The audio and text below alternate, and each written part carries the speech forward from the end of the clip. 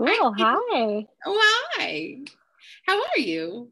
I'm doing well. How are you? I'm good. I'm having a weird day, but that's okay. I'm just Yeah. gonna, it was beautiful and sunny here for a little bit. Now it's like clouding over again. I'm like, dang it. I was really Yeah. enjoying the sunshine. Yeah. Yeah. It's been pretty nice here. I feel like I brought the California sunshine to Connecticut. Good for you. I'm so happy about that for you. Yeah. Welcome to our series on gratitude. For those of you that are watching, this is another I wanted to do an interview series on gratitude because my gratitude practice is wobbly. Although now that I've been doing these interviews, it's been getting better. So I'm so happy to have Katie Malone with me today.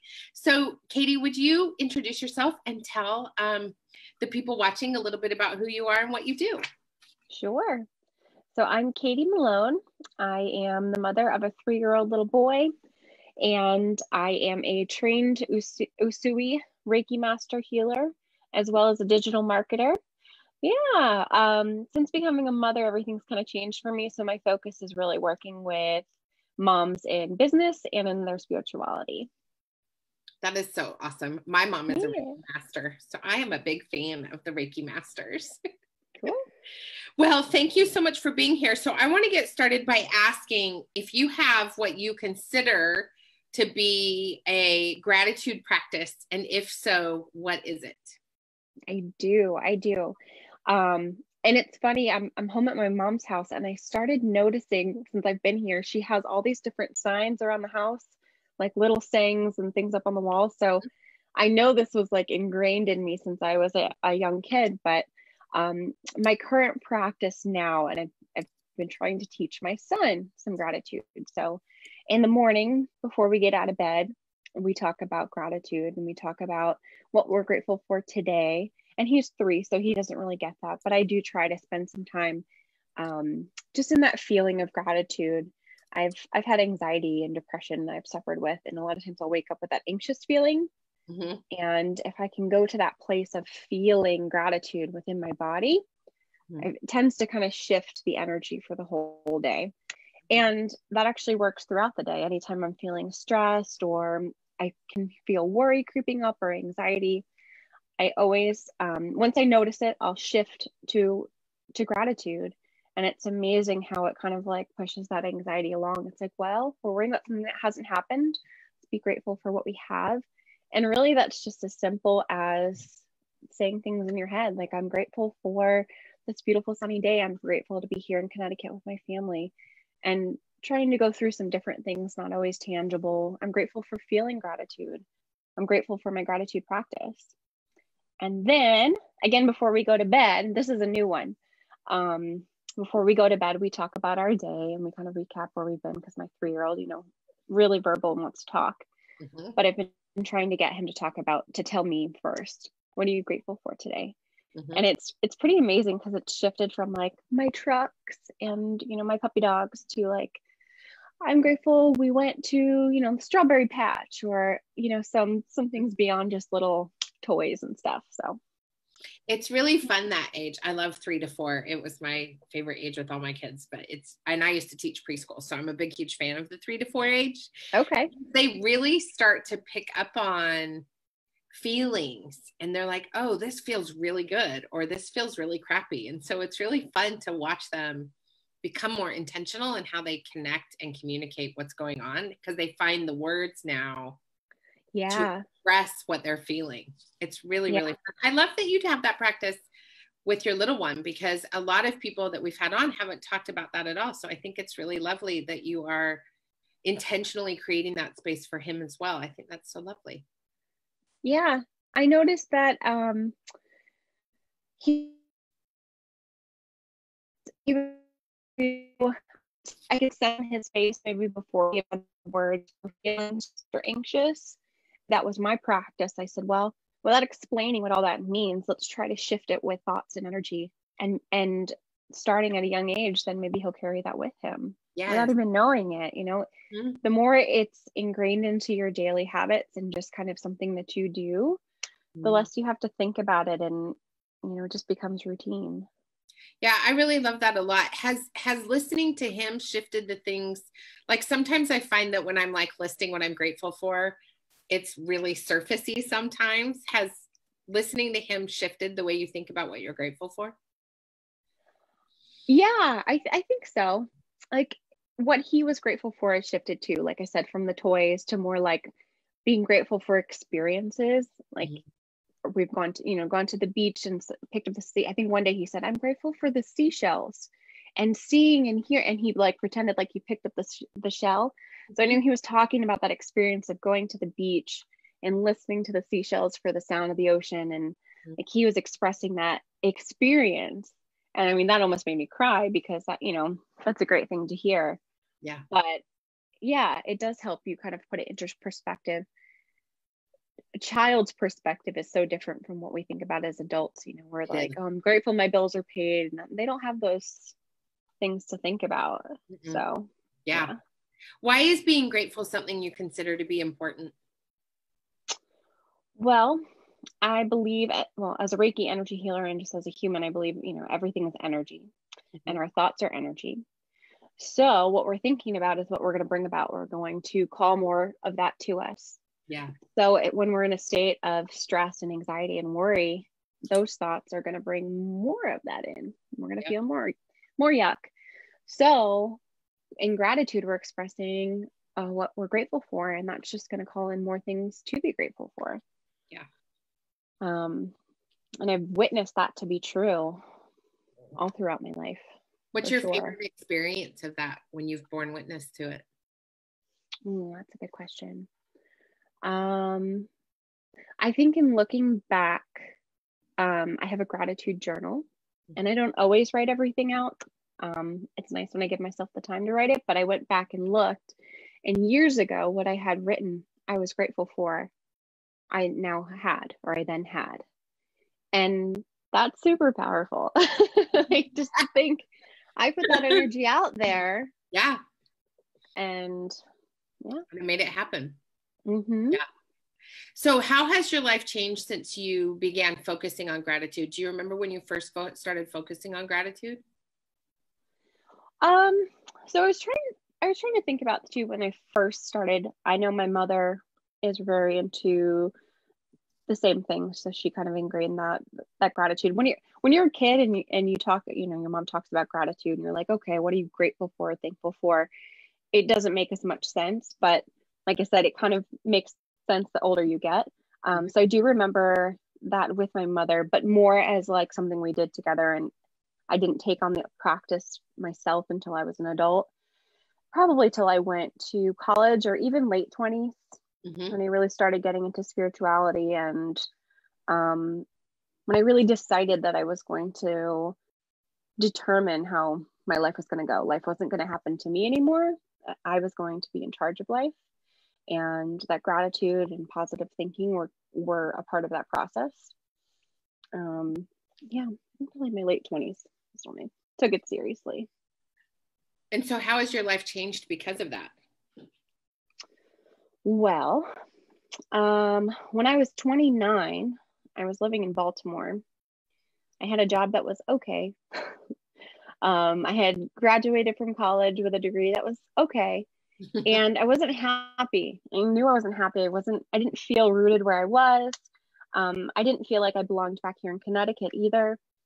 And I decided to kind of test this theory. And now looking back, I was really testing my manifestation and my gratitude and all those skills. But I said, I'm going to move to Southern California, and I'm going to create this life that really feels like me.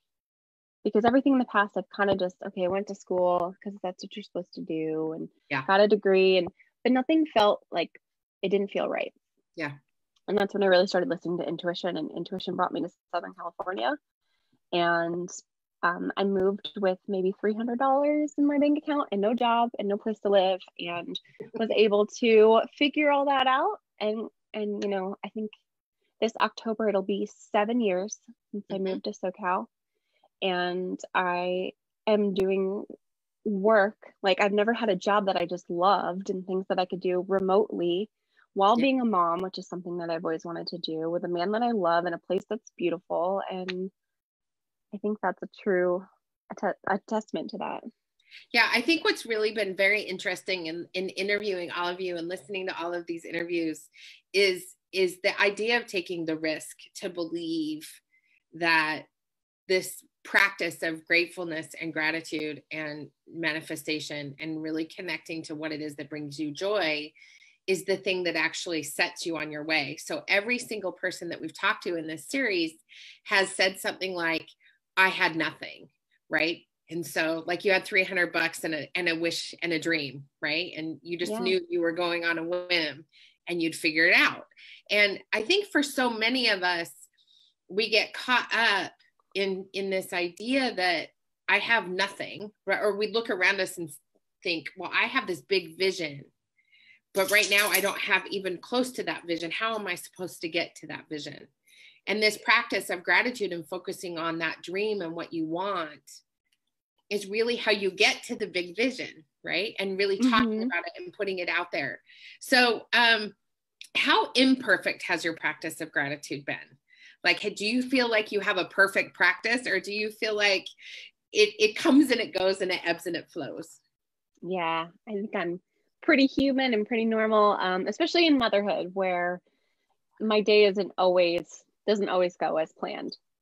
In fact, more often than not, my son Carter decides when we're going to get up and if we're going to have a good day or not from the beginning. So I'll notice I'll go through periods where I won't be feeling great, and I start feeling like, wow, why are these things not going as planned? And it's typically when I'm not giving myself one space to spend some time in my own mind, thinking and just kind of slowing down when we're go, go, go.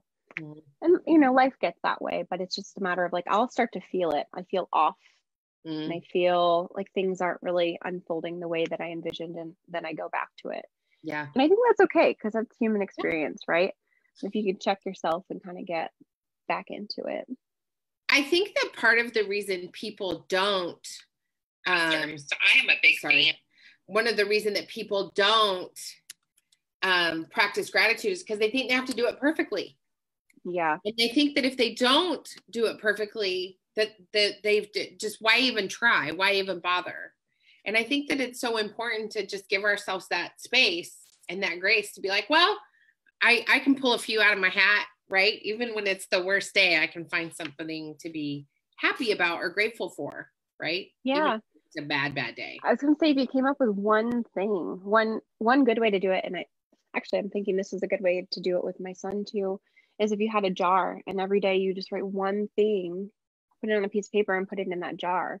Or if it's a journal that you have, you can just do one thing a day and like literally write yourself a message and put it on the mirror and say, maybe that's all it is, a message on the mirror to remind yourself to just check in with that one thing. We can all do one thing. And then throughout the year, then you've got 365 one things. That's a lot of things. That's a lot of things to be grateful for. Yeah. That's good. I like that idea. Maybe I'll have the kids start doing that or something. Yeah. It's a good thing to do with the kids. So you just said this, but I really want to intentionally ask the question. So what is one tool you can share with people that will help them recognize what to be grateful for? Hey, guys, I'm in the middle of an interview. You don't need to be playing right now. Motherhood. No. Oh, no, it's the dogs. It's not even the kids. Oh, the dogs. Well, dog motherhood. That too. Yes. So one tool. So yeah, those one tool that will help people recognize what to be grateful for.